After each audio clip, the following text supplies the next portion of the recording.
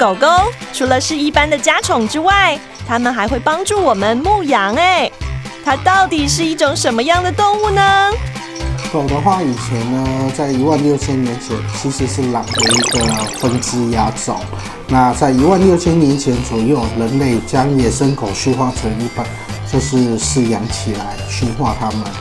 那狗这个动物来说呢，它们对人相当的忠心，而且智力也不低。狗的平均智力来说，约有2岁婴儿的一个智力状况，所以它们蛮聪明的。它还看得懂你的表情，看得懂你的心情。而且还会去安慰你，所以它当然是人类最好的朋友咯。它们的品种相当的多，从迷你型的宠物狗到巨型的一些像是雪橇犬等等，体型差距蛮大的。那一般来说，狗的话都是有4只脚啊，有尾巴，尾巴有长有短，毛发有长有短，有一些甚至是卷毛的、直毛的等等。都不太一样，大家常常会听到说，狗狗很热的时候，嘴巴会不会对不对？累得跟狗一样，没有。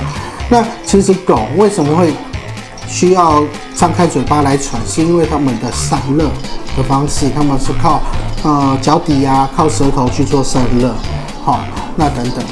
那有一些习性，比如说狗狗喜欢在外面尿尿，喜欢在一些墙角啊，一些电线杆这些地方做尿尿，那是因为他们要去标示地盘，他们要去认味道等等的一些动作。你们看，狗狗可以协助视障朋友当他们的另外一双眼睛，引导视障朋友在街道上行进，也可以协助消防员救难，还可以帮忙牧羊哦。那你们知道这些狗狗都具备什么样的特性吗？一般来讲，我们如果说以工作犬来分类来说好了，他们来说，有一些狗很喜欢跑，比如说像边境牧羊犬，那他们的特征就是它很喜欢去把个群体呢聚集起来，而且它跑得也很快，而且也乐于奔跑，好奇心又重，那它可能就比较适合牧羊。那有一些狗狗呢，它的好奇心很旺盛，很喜欢去在小缝缝里面去找东西。那这些狗就可以作为一些像是我们机场拿来，他们会去闻说你携带的物品里面有没有违禁品啊这一类型。那有一些狗它看起来就是威风凛凛，那它就比较适合训练成警犬这一类型。有的狗狗雄赳赳气昂昂，相当威风；有些狗狗看起来相对温驯。那狗狗的种类有很多。什么样的品种才可以被训练成工作犬呢？工作犬领域，像我们在使用上面的，比如说军警犬呐、救难犬呐，或者像牧羊犬呐，我们甚至也有协助，像在美国小孩子有癫痫症的我们就是训练这狗要陪伴他的小孩子就他小孩子他如果癫痫发作的时候、昏倒的时候，那狗会去外面找人来救助他的小孩，或其他的像救助犬呐、救助犬或者医疗犬这些，我们都把它统称为是工作犬，只是它们的工作性质不太一样而已。目前在世界上比较常用的工作犬的品种，大概以德国狼犬为主还有一种我们称为比利时狼犬的，当然像罗威纳啦、杜宾狗啦。还有是像边界牧羊犬呐，这些也有被使用在我们在工作犬的范围之内。哇哦，你看它们是不是都相当强壮啊？体型也跟一般家犬非常不同。而有一些狗狗的体型稍微小一点，可以陪伴小朋友，带给大家欢乐。那什么样体型的狗狗可以被挑选为工作犬呢？看到一只狗的时候，必须立刻能够判定出来它是一只公的还是母的，它才是一只好的狗。比如说我们这只狗，它是一只公狗，你一看到它的时候，它的公狗性征要很明显，它这个公狗的头盖骨会比较阔，那母狗的话要看起来比较秀气。狗的牙齿总共它有42颗牙齿，它咬合方式它是上门牙刚好盖住下门牙，它这样子咬合的力量会比较大。每只狗都一样，它有4颗的犬齿，这边1、2、3、4，分布在上下各2颗。再来看到我们这个狗的这个称为肩胛骨，这个称为上弯骨。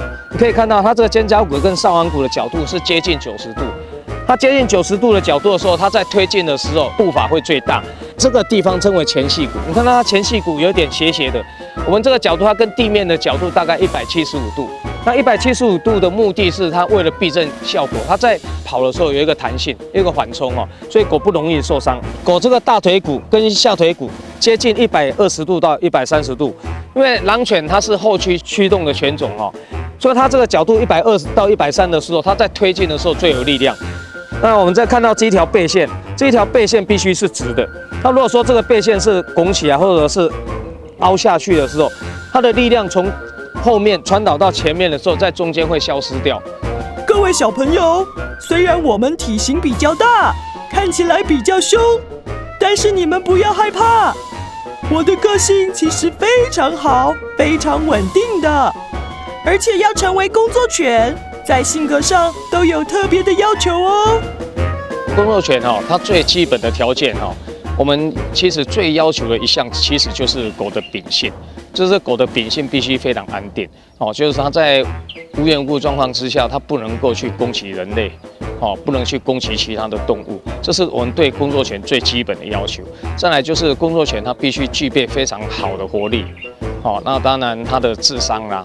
它的智商也是我们考量的很重要的一个因素。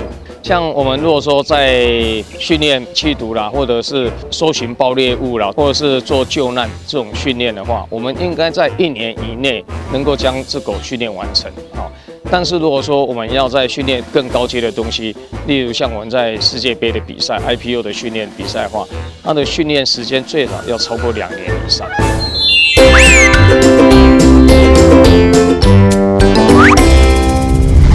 每天都充满活力的狗狗，你是不是也被它们感染了呢？哇，好想跟着狗狗们一起在草地上奔跑、晒晒太阳啊！不过你们知道什么样的生长环境最适合狗狗呢？狗都喜欢低温的环境，因为狗它全身背负着皮毛哈，所以它散热比较不容易哈。所以在夏天让狗工作的话，你必须很注意狗的健康状况啊，越是狗的中暑，狗中暑非常危险哈。我们之前也有看过报道哈，就是救难犬它在实际救难的时候，因为中暑死亡哈。虽然是在救难状况之下，它必须适度的保护这只狗，它不应该让它在炎热状况之下工作时间太长，让它产生中暑的状况。哦，这也是我们在要求所有的训练人员哈，你要把狗训练好之前，你一定要先学会怎么照顾狗，好，怎么保护那一只狗。哦，在草地上奔跑，训练了这么久，当然要好好补充一下体力，等一下才有能量继续练习啦。不过食物有这么多种类，什么样的食物对狗狗的身体比较好呢？最适合它们的还是狗饲料咯。哦，那人的食物大多来讲，妈妈都帮我们做了调味。哦，有咸有油，对狗狗来讲并不合适。哦，可能会让它们生病。而且它们有好多东西都不可以吃，像是我们小朋友最爱的巧克力。哦，像是水果的里面的，像是酪梨啊、葡萄啊，这些小狗吃了都会中毒哦。好，那我们小朋友爱喝的牛奶也不能给狗狗喝，因为它会让狗狗拉肚子。你看，狗狗们吃得津津有味，而且都没有挑食哦，这样才会营养均衡，长得头好壮壮的哦。不过狗狗有不同的品种、体型，也有不一样的工作内容。那它们吃的饲料都是一样的吗？它们吃的食物都是狗狗专属可以吃的，属于它们的食物，所以它们就是有它们自己的狗饲料。那狗饲料其实有不同的厂牌，也有不同的口味，所以这个部分我们就会去询问我们的兽医师。像有一些狗狗它的体质可能比较寒，它们就会吃羊肉的；有一些狗狗它的皮肤状况没有那么好，我们就会给它鲑鱼口味的。那有一些狗狗可能吃 A 品牌，它的大便状况没有很好，那我们就会试试 B 品牌或者是试试 C 品牌，就会因为这只狗的需求、它的特质来去筛选我们饲料的种类。那如果是那些补给品的话，主要也都是兽医师给我们的建议，可能它有泌尿道的问题，那我们就会补充蔓越莓。那它的皮屑状况比较多，那我们就会给它鱼油。那我们有一些狗狗可能身体好像比较虚，很容易拉肚子啊、耳朵发炎啊，那我们就会进行中药的调理。那这个中药就是它的附加食品的。你们们是不是都觉得我们很棒，都会乖乖的在厕所里面小便？不过大家会不会很好奇，路上的狗狗为什么都喜欢在电线杆上面尿尿呢？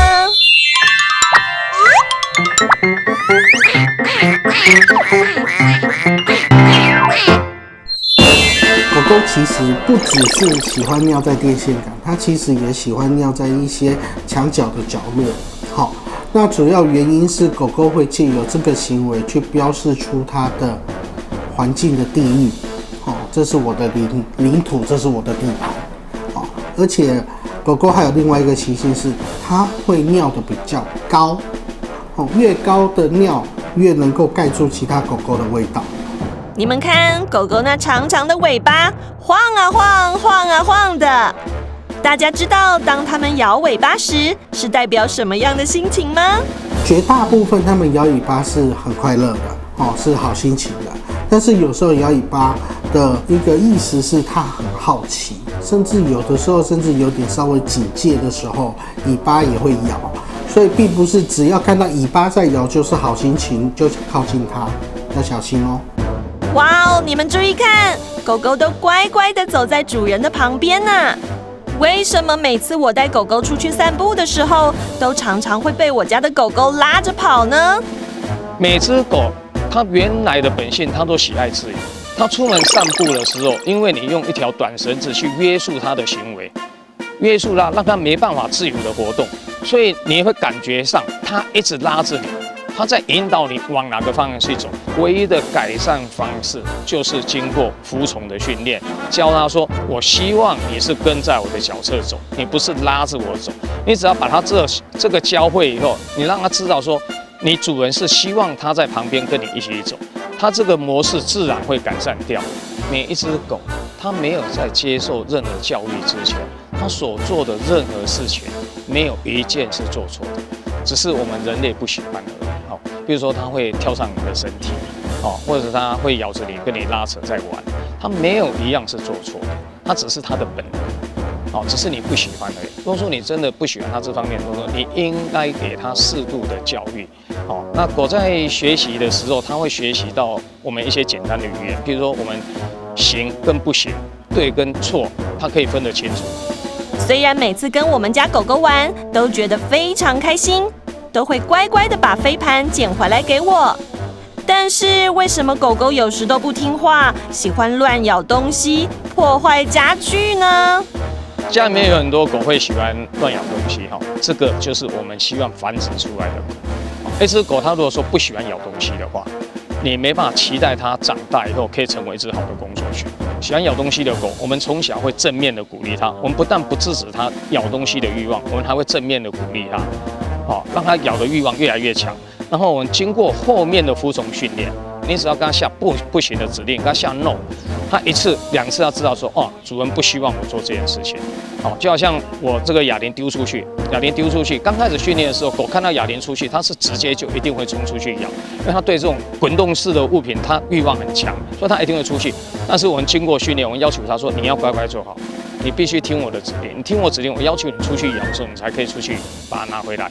你经过这些训练以后，它所有的咬屁的问题都能够迎刃而解。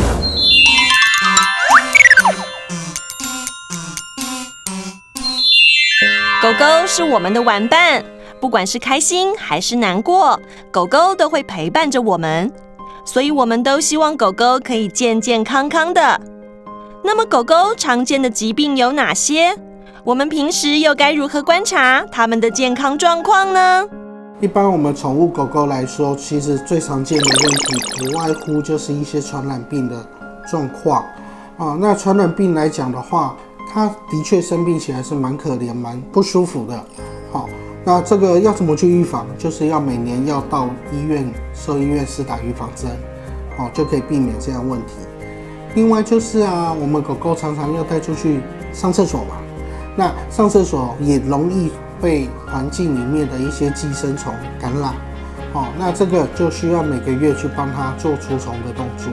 一般来讲，我们要看狗狗是否健康，我们通常会根据它的平常的精神活动力，最近的食欲，还有大小便的状况。不要觉得大小便都是臭臭的不理它，没有，你要去看它今天大便有没有一条一条的，还是已经在拉肚子了。那平常呢，每半年到1年都要带狗狗到动物医院检查一次，主要是要看它身体有没有什么病痛，而且每年都需要施打预防针。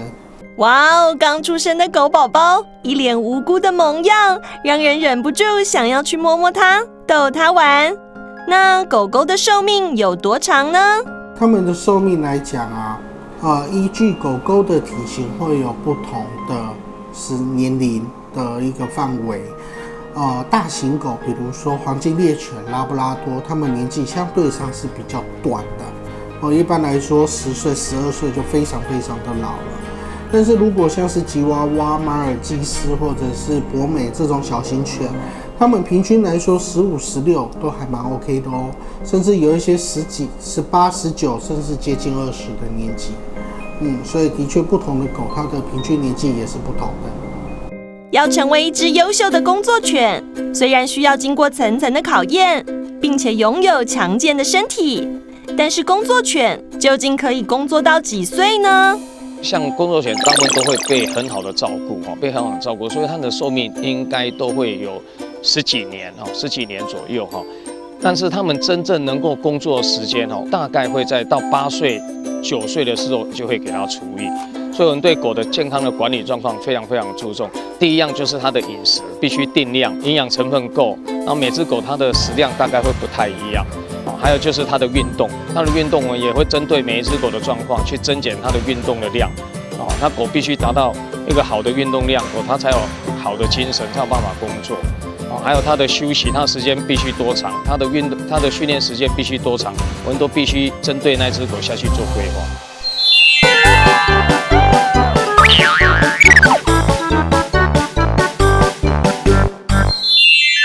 导盲犬是视障朋友非常重要的小帮手，但是要成为一只导盲犬，需要哪些条件呢？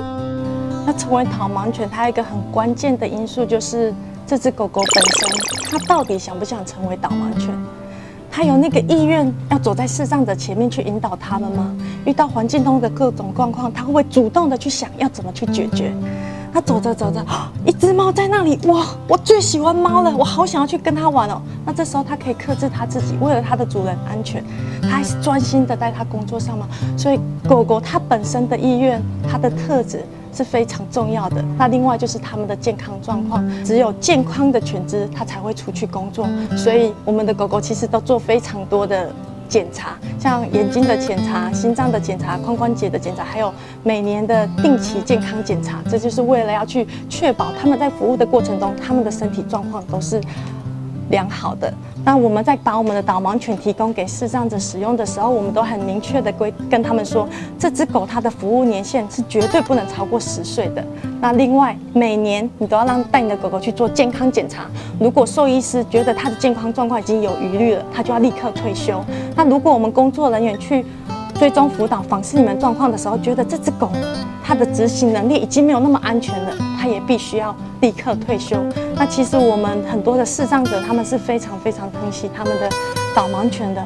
当他们感觉到我的狗狗走的速度越来越慢了耶，拉力越来越小了，走一小段就开始喘了。然后我要出门的时候，它那个动力好像没有那么多嘞。所以虽然还没有到10岁，我们很多的使用者就来跟我们说，我觉得我的狗狗应该要退休了。其实他们是非常舍不得，大概要哭好几次吧。可是为了让他们在健康的还有一些健康的生活，所以我们这边的狗狗很多都是8岁跟9岁就退休了。